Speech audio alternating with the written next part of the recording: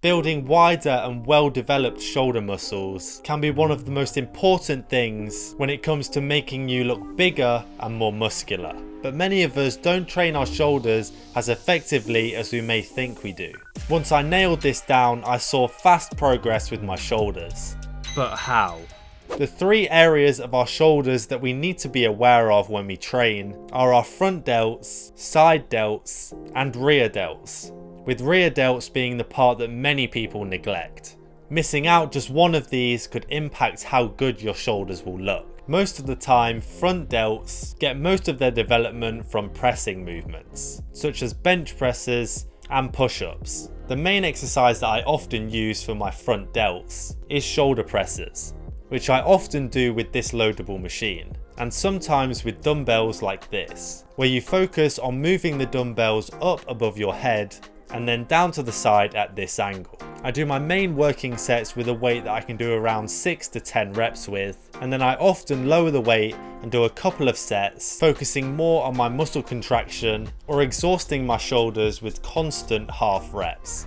I often throw in some one-hand front raises, doing either side at a time, to really isolate and work the front delts more. The lateral delts are mostly what are accountable for how wide your shoulders will look, especially head on. So they are probably the most impactful from an aesthetic point of view. For the lateral delts, I mainly focus on lateral raises, whether that's using two dumbbells like this or using the lateral raise machine. By using the machine, you can focus more on upping the weight or doing slower reps. When you are doing lateral raises, especially with dumbbells, make sure you try and perfect the movement. Instead of doing it straight like this, do it with a slight bend in your elbows and lean forward a bit, as it's much more effective. Lateral raises really help widen your shoulders and therefore can begin to widen your physique. Don't worry if you have to lift light doing this exercise, as it's commonly known as one of the hardest exercises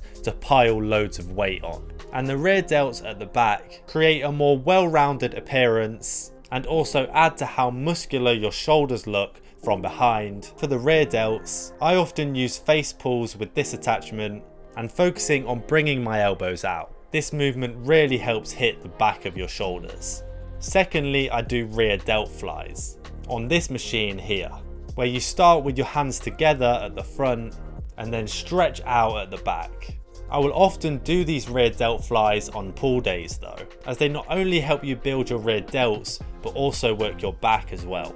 There are also many other pull exercises that will also incorporate your rear delts, like pull-ups and rows. So whether you fit your rear delt exercises on a push or pull day, just make sure you give them sufficient time every week in order to grow.